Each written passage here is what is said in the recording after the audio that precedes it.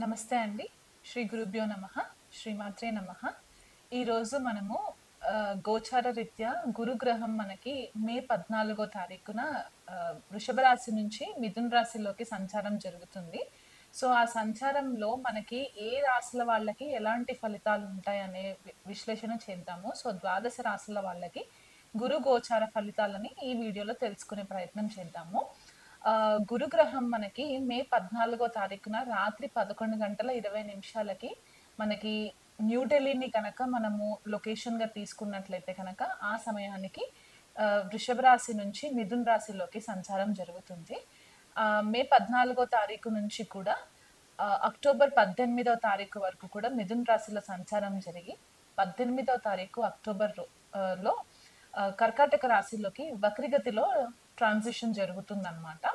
So, October 18 నుంచి December 5 తారీఖు వరకు కూడా గురువు కర్కాటక రాశిలో వక్రగతిలో సంచారం జరిగి డిసెంబర్ 5 తారీఖున మళ్ళీ డైరెక్ట్ మోషన్‌లోకి వచ్చిన తర్వాత నెక్స్ట్ ఇయర్ అంటే 2026 జూన్ 2 తారీఖు వరకు కూడా గురువు మనకి మిథున రాశిలో సంచారంలో ఉంటుంది. అంటే దాదాపుగా ఒక 2 రాశులని మనకి ఈ ఇయర్ కవర్ చేస్తారనమాట.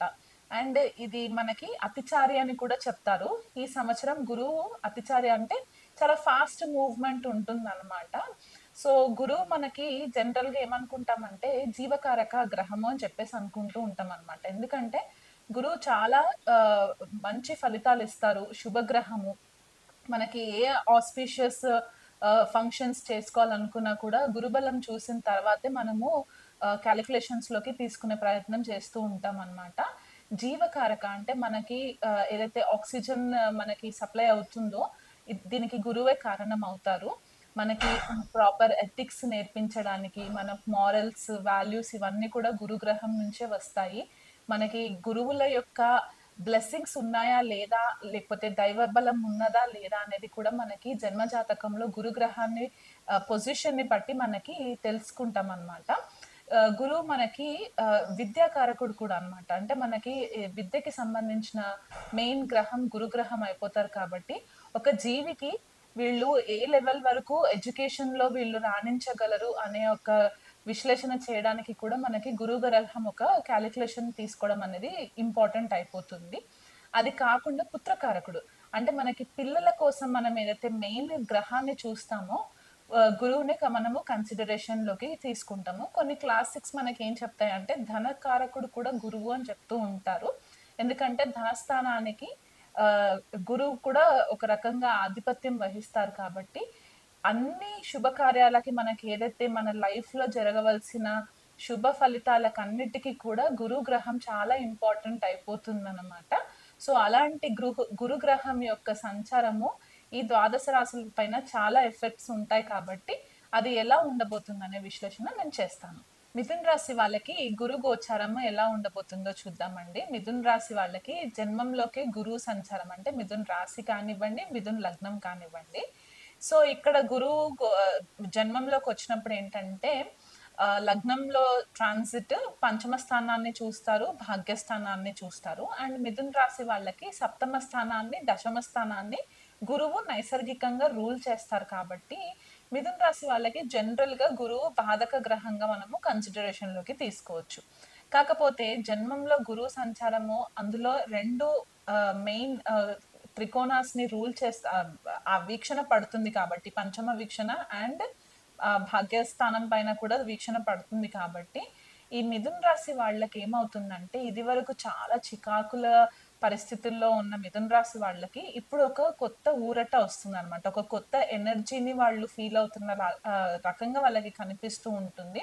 ఎటు చూసినా కూడా వీళ్ళకంత పాజిటివిటీ కనిపించడము, ఏదో ఒక కొత్తదనము లాగా వీళ్ళకి అనిపించడము అనే పరిస్థితులైతే గురువు గోచారం వల్ల కనిపిస్తూ ఉంటుంది.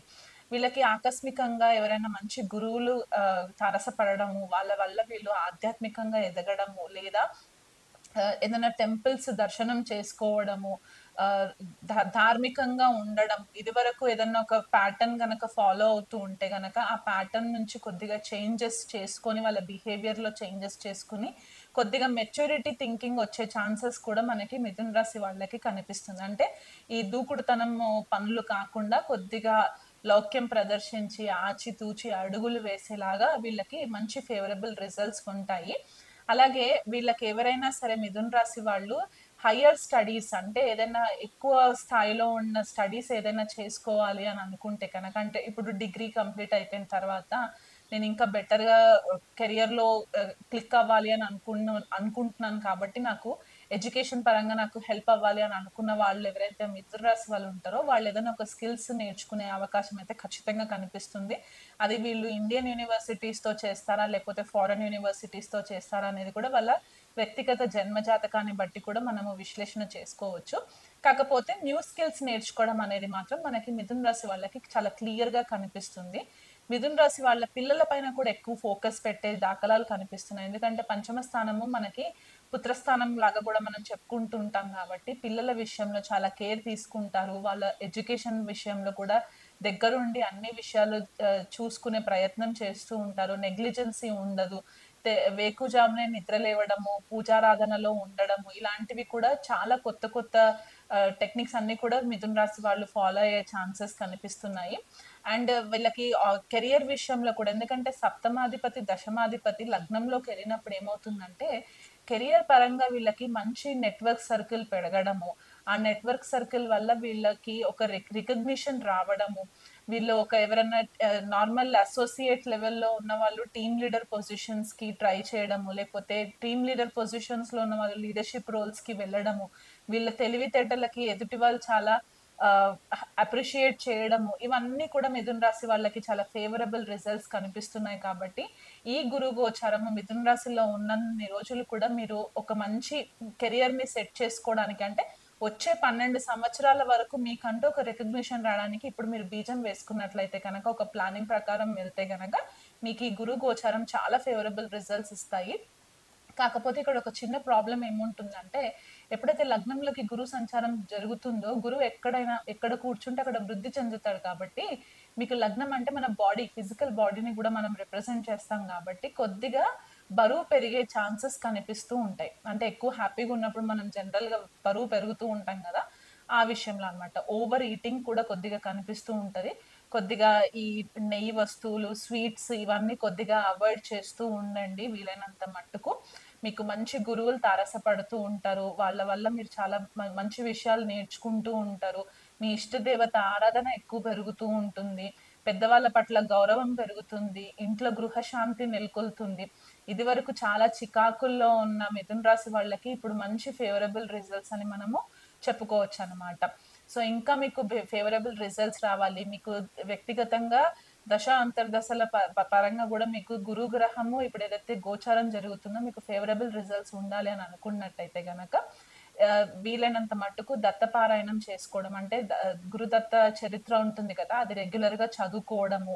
దానివల్ల మీకు కొద్దిగా జ్ఞానం పెరిగి, ఆ జ్ఞానాన్ని మీరు చిన్న పిల్లలకి ట్రాన్స్‌ఫర్ చేసే ప్రయత్నం చేసుకున్నా, లేకపోతే కొంతమందికి ఆర్ఫనేజెస్ ఉంటాయి. అంటే చిన్న పిల్లలకి అనాథ శరణాలయాలుంటాయి కదా! అక్కడికి ఎళ్లి మీరు బుక్స్ పంచిపెట్టడం కానివ్వండి, పెన్స్, బుక్స్, పెన్సిల్స్ ఆ పిల్లలకి ఏది అవసరమైతే అది పంచిపెట్టడం కానివ్వండి, లేకపోతే భోజనం పెట్టడము, చిన్న పిల్లలకి భోజనం పెట్టడము, మీకు ఆర్థికంగా ఎంతవరకు మీ స్తోమత ఉందో అంతవరకు మీరు చేసుకోగలిగితే, ఈ గురు గోచారం మీకు ఫేవరబుల్ రిజల్ట్స్ ఇస్తాయి.